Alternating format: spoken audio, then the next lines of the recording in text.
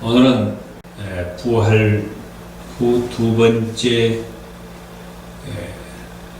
주일입니다. 그리고 4월 마지막 주일입니다.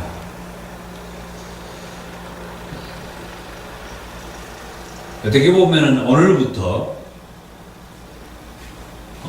5월 가정의 달에 들어가는 것도 의미가 있는데, 하나님께서 제게는 오늘까지 예수님의 그 부활 이후의 주일, 그래서 부활 후 두 번째 주일의 말씀을 주셔서 부활 후 두 번째 주일을 통해서 예수님께서 부활하신 이후에 이 지상에서 40일 동안 더 계셨다가 하나님 보좌 우편에 올라가셨다는 그 말씀을 주셨습니다. 그래서 오늘 말씀의 제목을 하늘로 올려져 가신 예수님이라고 했습니다. 이 말씀은 잘 아시는 대로 예수님께서 승천하셨다는 말씀입니다.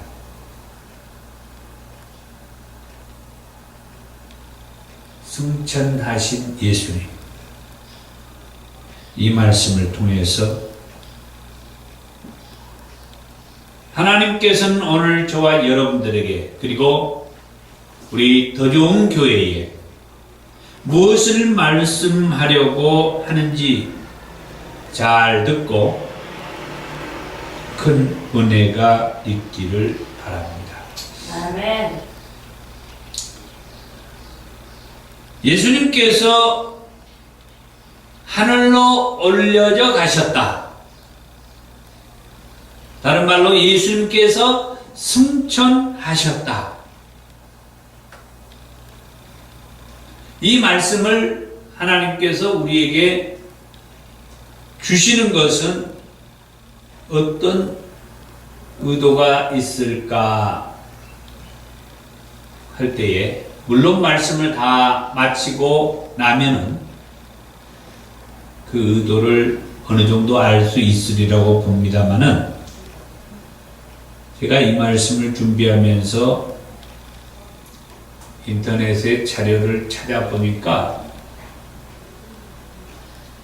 하나님께서 제게 주시는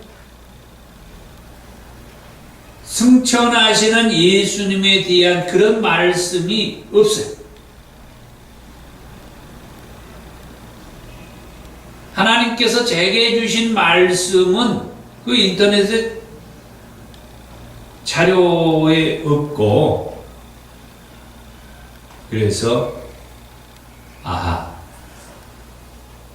하나님께서 말씀하고자 하는 승천하신 예수님, 하늘로 올려져 가시는 예수님에 대한 말씀을, 그래서 우리 더 좋은 교회를 통해서 말씀하시길 원하셨는구나, 그런 생각을 하게 됐습니다. 그러면 어떤 말씀을 하나님께서 우리에게 주셨느냐 하면, 첫 번째로 예수님께서 하늘로 올려져 가셨다는 말씀을 하셨죠. 예수님께서 하늘로 올려져 가셨다. 그러면은 예수님께서 하늘로 올려져 가셨다는 그 말은 무슨 말이냐?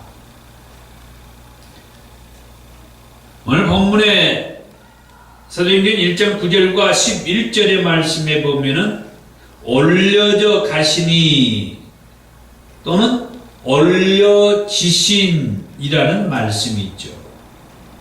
사도행전 1장 9절의 말씀입니다. 이 말씀을 마치시고 그들이 보는데 올려져 가시니 그랬죠. 그리고 사도행전 1장 11절에 이르되 갈릴리 사람들아 어찌하여 서서 하늘을 쳐다보느냐 너희 가운데서 하늘로 올려지신 이 예수는 그랬어요.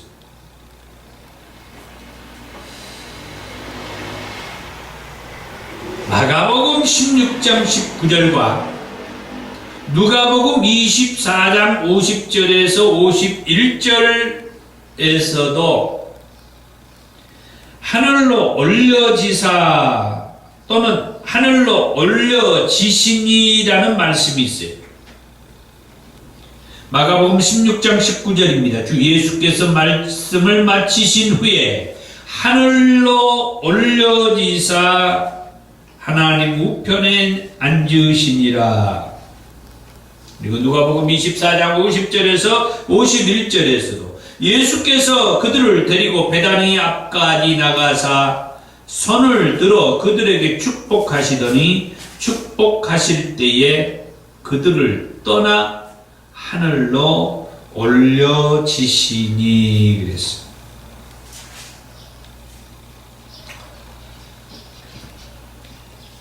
성경을 보면은 특별히 구약 성경을 보면은 예수님 말고도 하늘로 올려져 가신 사람이 나와요. 창세기 5장 24절에 에녹이 죽음을 보지 아니하고 하나님께서 그를 데려가심으로 세상에 있지 아니했다라고 하는 말씀이 있고 열왕기하 2장 12절에 하나님께서 엘리야 선지자를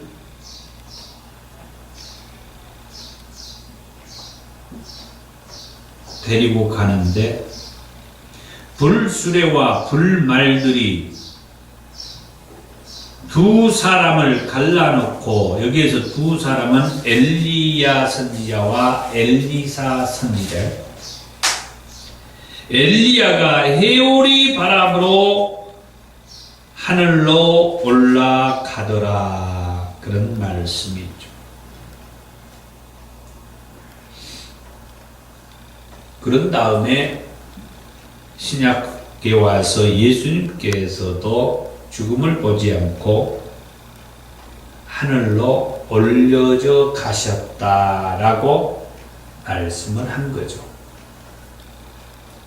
그러면은 예수님께서 죽음을 보지 않고 하늘로 올려져 가셨다는 이 말에는 어떤 의미가 있는가? 죽음을 보지 않고 하늘로 올려져 가셨다. 그것은 여러 가지를 말씀할 수 있겠지만 저는 하나님께서 저를 통해서 우리 더 좋은 교회에 말씀하고자 하는 그 말씀을 사명을 말씀하고 싶어 했어요. 예수님께서 죽음을 보지 아니하고 하늘로 올려져 가셨다는 그 말의 의미는 사명이에요. 사명. 그것을 좀 더 구체적으로 정확하게 말한다고 하면은 예수님께서 지상에서의 사명을 다 했기 때문에 올라가신 것이다. 예수님께서 이 지상에서 사명을 다 마쳤기 때문에 하나님께서 예수님을 하늘로 올리셨다. 라는 그런 의미의 말씀. 그렇다고 하면은 예수님의 사명에 대해서 우리가 다시 한번 살펴보고자 합니다. 예수님은 어떤 사명이 있었는가? 그리고 그 사명을 돌아볼 때에 우리들이 알고 있는 사명이었는가? 말씀을 하면은 저와 여러분들이 다 알고 있는 그것이 예수님의 사명이었어요. 크게 세 가지로 예수님의 사명에 대해서 한번 말씀을 하겠습니다. 첫 번째로 예수님의 사명은 고난을 받고 죽은 자 가운데서 3일 만에 살아나는 것이 그게 예수님의 사명이었어요. 우리가 다 알고 있는 내용이죠. 예수님의 사명, 첫 번째로 고난을 받고 죽은 자 가운데서 3일 만에 다시 살아나는 것이 예수님의 사명이었어요. 그 다음 두 번째로 예수님의 사명은 예수님께서 나이 30이 되면서 공생의 사역을 시작하셨는데 이 공생의 사역을 시작하면서 예수님께서는 무엇을 말씀하냐면은 하나님의 나라의 복음을 말씀하셔요. 때가 찼고 하나님의 나라가 가까워야 왔으니 회개하고 복음을 믿으라. 이 하나님의 나라의 복음을 전하면서 예수님은 공생의 사역을 시작하십니다. 그러면서 계속해서 이 공생의 사역을 통해서 예수님은 제자들에게 그리고 수많은 무리들에게 그 하나님의 나라에 대한 말씀을 하셨습니다. 그런 가운데에서 첫 번째 사명이었던 고난을 받고 죽은 자 가운데에서 3일 만에 다시 살아나는 그런 사명도 얼마 전에 이제 감당을 하죠. 예수님께서 부활하셨다 이 말이에요.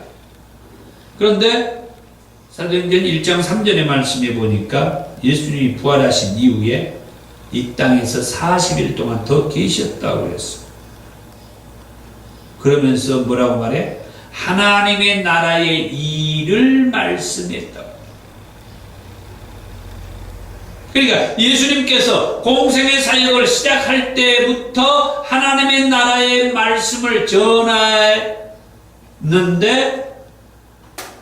첫 번째 사명인 부활한 이후에도 이 땅에 40일 동안 더 계시면서 무슨 일을 해요? 하나님의 나라의 일을 말씀했다. 이게 두 번째 사명. 예수님은 하나님의 나라의 복음을 전하는 사명. 이것이 두 번째 사명입니다.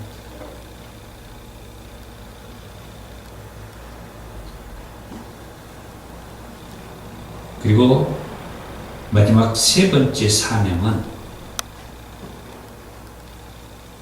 예수님께서 승천하셔서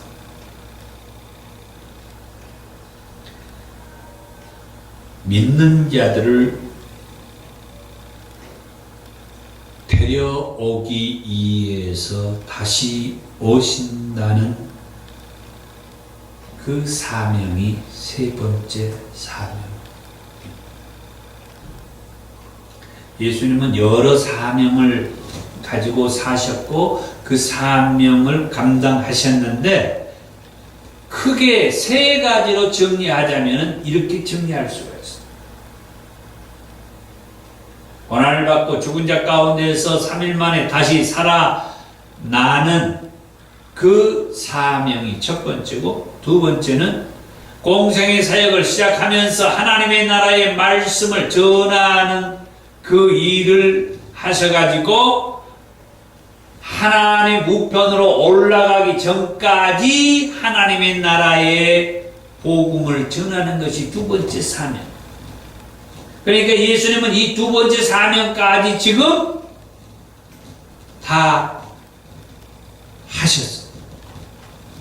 그리고 세 번째 사명은 성천하셔가지고 반드시 우리 믿는 자들을 다시 데리러 오신다라고 하는 사명이 세 번째 사명.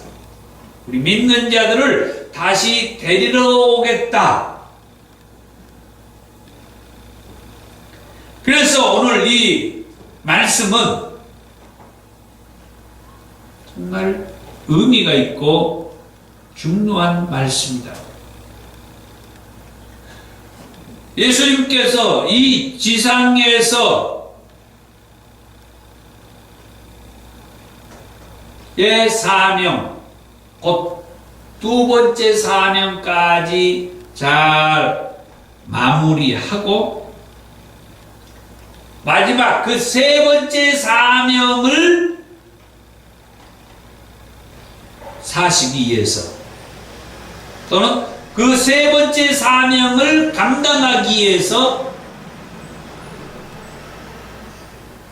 하나님 우편으로 올라가신 것이라고 하는 말씀이라고 합니다. 예수님께서 하늘로 올려져 가셨다 하는 말씀은 마지막 이 세 번째 사명을 감당하기 위해서 하늘로 올려져 가신 것이다. 그래서 구약에서 에녹과 엘리야 선지자가 죽음을 보지 아니하고 하늘로 올려져 가셨다고 했는데 따지고 보면은 이 에녹과 엘리야 선지자와 예수님은 다른 의미에서 하나님 우편으로 올라가신 것이라고 하는 말씀.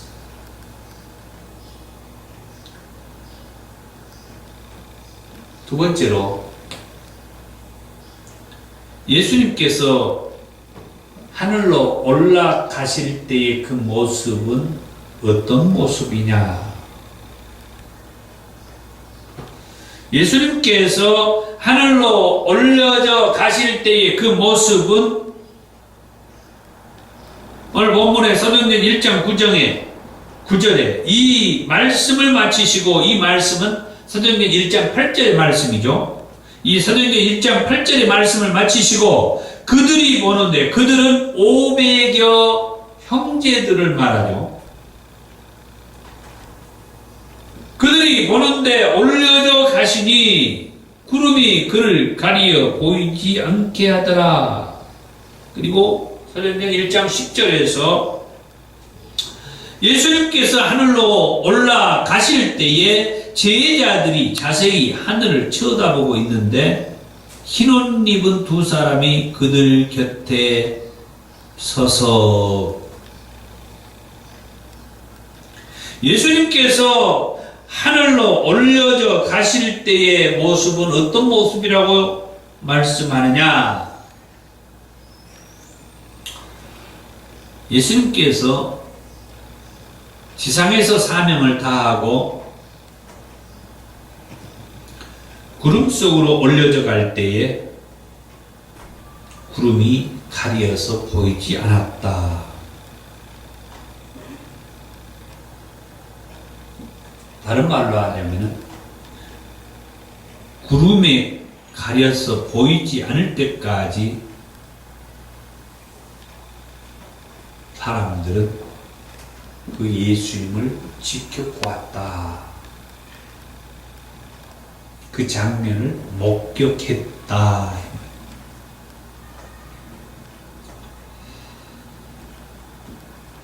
그리고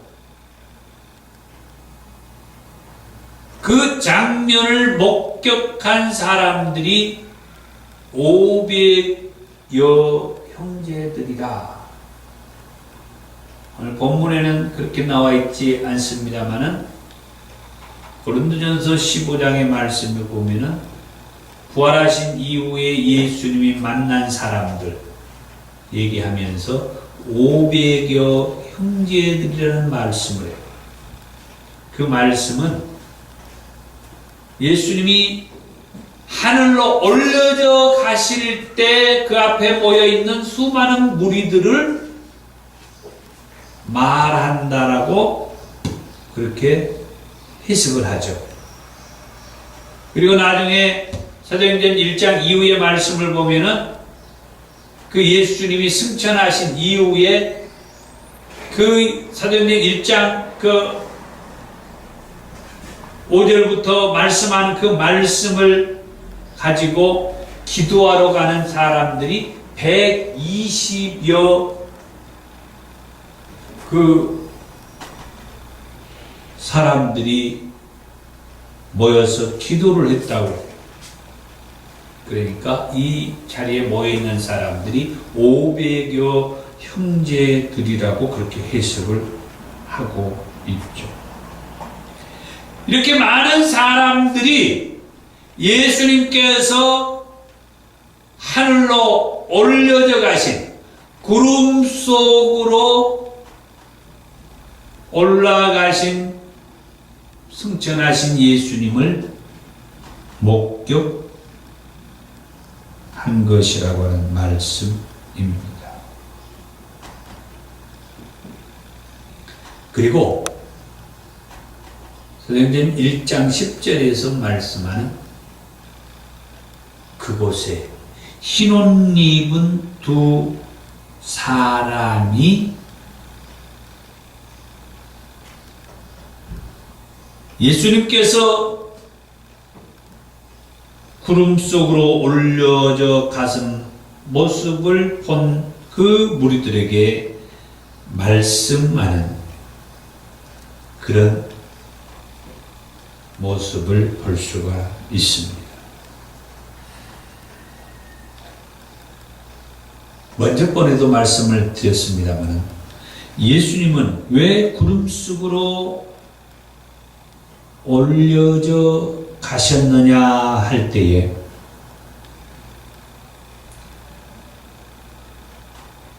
(1차와) (2차의) 지상 사명을 마치고 세 번째 사명인 최후의 사명을 위해서 하늘로 올려져 가셨다라는 말씀.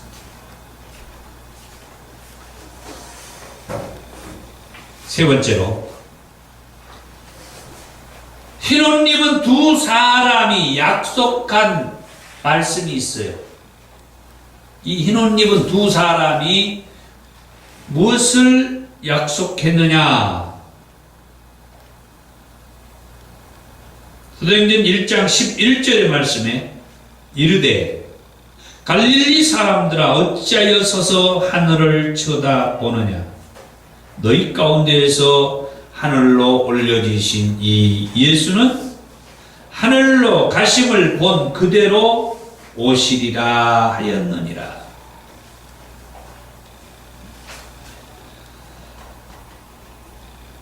하늘로 올라가심을 본 그대로 다시 오실 것이라고 말씀을 해주신 거죠. 이 흰옷 입은 두 사람이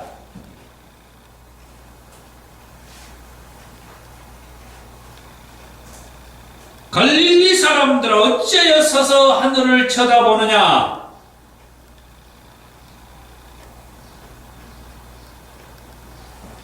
너희 가운데에서 하늘로 올려지신 이 예수는 하늘로 가심을 본 그대로 오시리라. 아주 중요한 그 말이에요.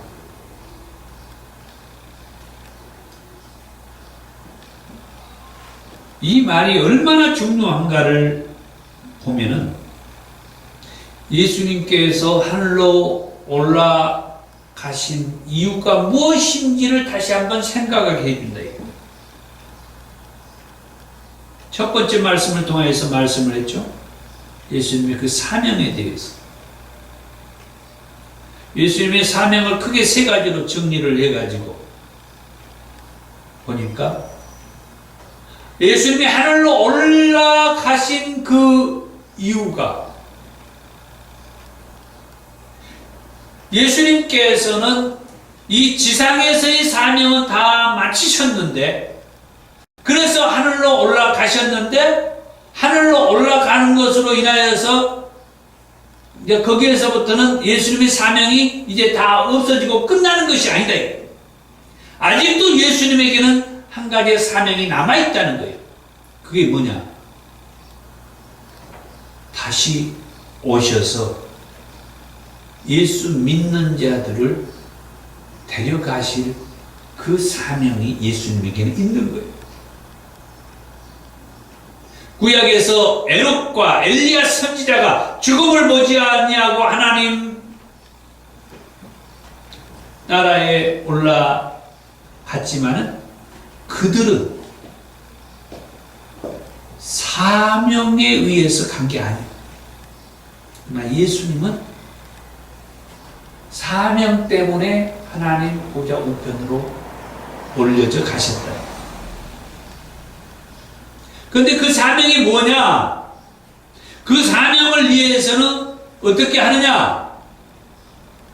라는 말씀을 이 흰 옷 입은 두 사람이 하는 말을 보니까 하늘로 가심을 본 그대로 오실 것이다 라고 하는 말씀. 그것이 세 번째 사명. 요한복음 14장 3절의 말씀에 보면은 가서 너희를 위하여 거처를 예비하면, 자, 예수님께서 하나님 보좌 우편으로 이제 올라가신다는 얘기를 요한복음 14장에서도 같이 하고 있는 거예요. 자, 내가 이제 올라가면 너희를 위하여 거처를 예비할 것이고, 그래서 너희를 위하여 거처를 예비하면은 내가 다시 와서 너희를 내게로 영접하여 나 있는 곳에 너희도 있게 하리라. 예수님께서 십자가에 못 박혀 죽기 전에 이 말씀도 제자들에게 해 주신 말씀이에요. 내가 가서 너희를 위하여 거처를 예비하면 내가 다시 와서, 내가 다시 오겠다. 내가 다시 와서 너희를 내게로 영접하여 나 있는 곳에 너희도 있게 하겠다. 그런데 내가 다시 오겠다고 했는데 다시 오겠다라고 하는 그 말씀에 이 흰 옷 입은 두 사람이 구체적으로 말을 하기를 하늘로 가심을 본 그대로 다시 오신다.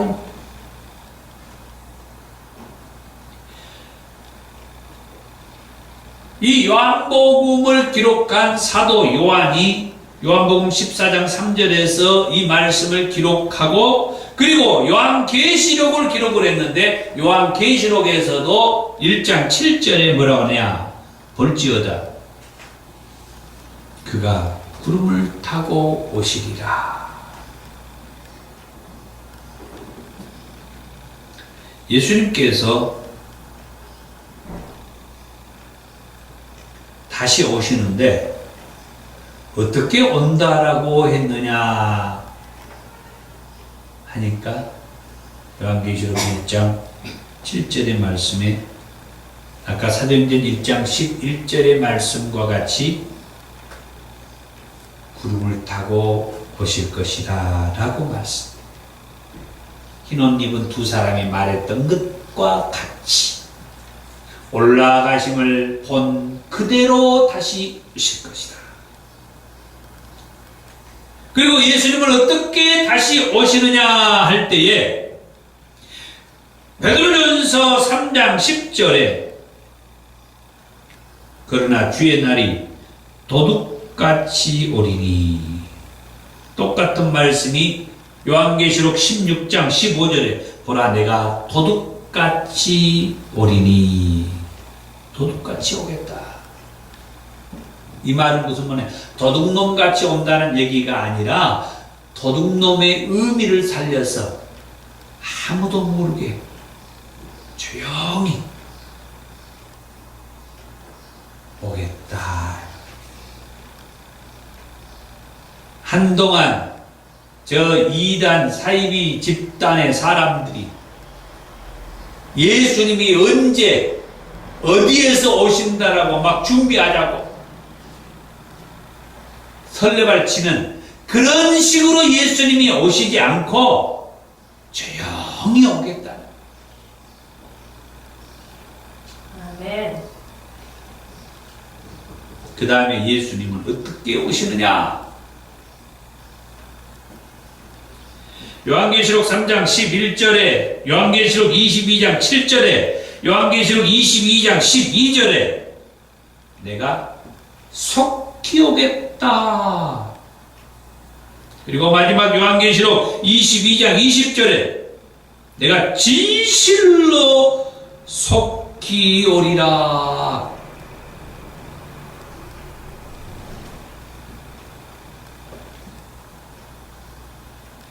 예수님은 본문의 말씀에 흰옷 입은 두 사람이 말했던 것처럼 구름 속에 올려져 가시는 모습을 본 그대로 다시 오실 것이라고 말씀했고, 도둑과 같이 오실 것이라고도 말씀을 했고, 그리고 반드시 그리고 속히 오실 것이라고 말씀하셨어요. 그렇게 말씀하신 예수님은 요한복음 14장 18절에 내가 너희를 고아와 같이 버려두지 아니하고 너희에게로 오리라 말씀하셨습니다. 아멘. 반드시 오시겠다.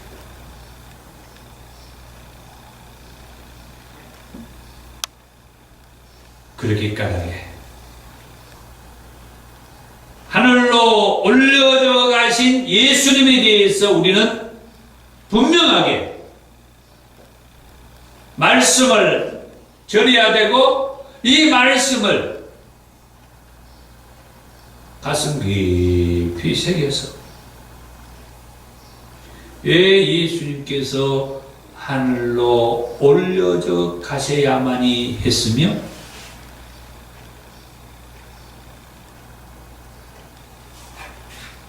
그 이유를 통하여서 다시 오신다고 했는데 다시 오시는 이유가 무엇입니까? 한마디로 말해서 예수님은 아직 사명이 끝나지 않으셨다라고 하는 말씀. 예수님은 근본 하나님이셨다고 했어요. 근본 하나님께서 인간의 몸을 입고 이 땅에 오셨다고 했습니다. 그게 다 사명이었죠.